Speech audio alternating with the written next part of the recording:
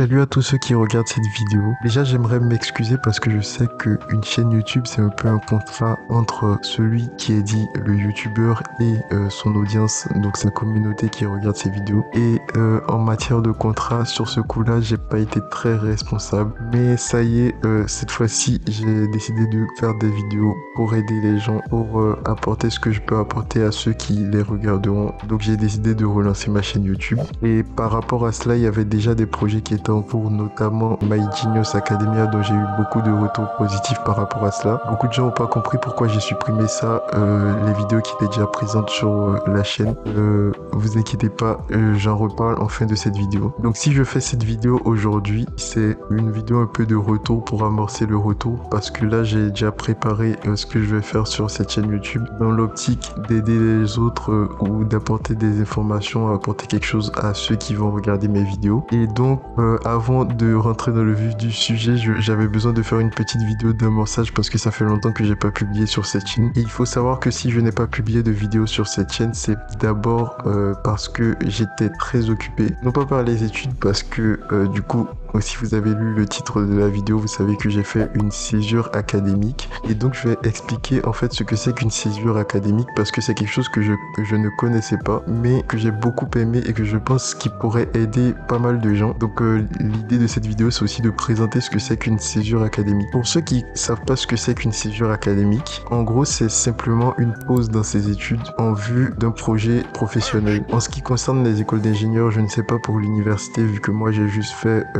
une école d'ingénieur. En gros, quand on est en école d'ingénieur, en général on fait une première année de tronc commun. Après, en deuxième année, en général on se spécialise dans quelque chose où on choisit des matières qui sont plutôt orientées dans un domaine. Et normalement on doit terminer en troisième année pour faire un parcours qui sera marqué sur le diplôme, qui sera ce dans quoi on s'est spécialisé et tout. Mais avant cela, il y a une possibilité qu'on appelle césure académique. Cette possibilité en fait, c'est de mettre en pause ses études entre la deuxième et la troisième année pour faire des stages ou pour faire des projets professionnels, pour lancer une entreprise. Dans certaines écoles, vous avez aussi la possibilité de lancer une chaîne YouTube, voilà, créer une entreprise, faire des jeux vidéo, des trucs comme ça. Donc ça dépend de l'école. Mais en gros, c'est une année qui vous permet en fait de faire une pause dans vos études, de découvrir le monde du travail, de découvrir des trucs qui vous passionnent ou quoi que ce soit qui sont en rapport avec votre projet professionnel. Et en fait, c'est de pouvoir en fait expérimenter ça pour savoir si c'est ce qu'on veut vraiment faire. Et ça, c'est vraiment assez intéressant parce que en général,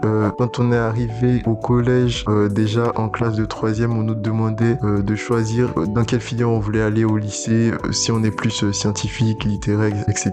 Ensuite, une fois qu'on a fait ce premier choix-là, lorsqu'on arrive en terminale, on nous demande après le bac aussi de choisir dans quel type d'école on veut aller. Est-ce qu'on veut faire une prépa, est-ce qu'on veut aller à l'université, quelle filière on veut faire et tout ça. Et même là encore, ce n'est pas toujours évident de savoir exactement ce qu'on veut faire. Et quand on arrive en école d'ingénieur, on a eu des concours en général. Donc souvent, c'est pas vraiment l'école qu'on cherchait, mais on s'est dit, bon, c'est l'école la mieux classée ou c'est le meilleur choix que je puisse avoir. Donc je trouve intéressant d'avoir la possibilité en fait, après avoir goûté à l'école d'ingénieur, après avoir commencé déjà à se spécialiser dans quelque chose, de pouvoir expérimenter des stages dans ce domaine-là pour voir si c'est vraiment ce qu'on veut faire. Et c'est ce que j'ai eu la chance d'expérimenter cette année. Si vous êtes en école d'ingénieur ou à l'université ou dans n'importe quelle formation, école de commerce aussi par exemple, et que vous avez la possibilité de faire une césure académique, franchement moi je vous conseille de le faire parce que c'est très très intéressant. Moi j'ai eu l'occasion de faire 2 stages dans 2 domaines différents et ça a été très enrichissant pour moi. Genre mon niveau de connaissance avant la césure et mon niveau de connaissance maintenant, il y a un gros gap entre ces 2 niveaux de connaissance là, et c'est vraiment cette césure qui m'a permis de réaliser cela, d'apprendre énormément de choses, de mettre en pratique les choses que j'ai apprises à l'école. Déjà la césure m'a permis de découvrir le monde du travail, de savoir comment les choses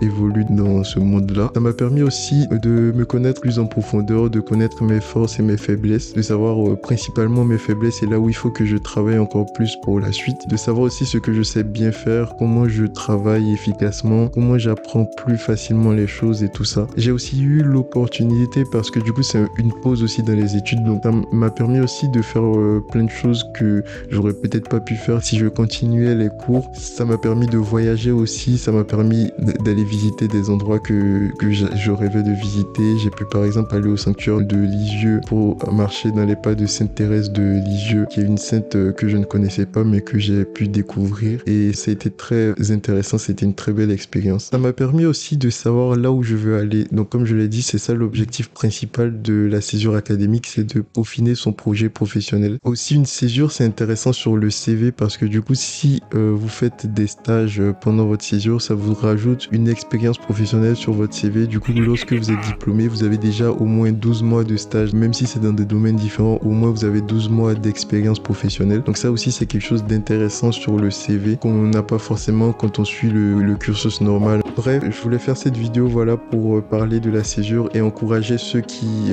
connaissaient pas ou ceux qui en ont entendu parler mais qui hésitent encore. Et concernant le projet My Genius Academia, une histoire que je suis en train d'écrire, j'ai beaucoup aimé, merci pour tous vos retours sur les premières parties que j'avais publiées sur la chaîne. Seulement j'avais envie de bien reprendre, bien rebondir, en faire quelque chose de propre et tout. Donc je me suis dit autant je retire les vidéos et je travaille bien en profondeur dessus. Comme ça je corrige aussi certaines incohérences que j'ai trouvées dans le début.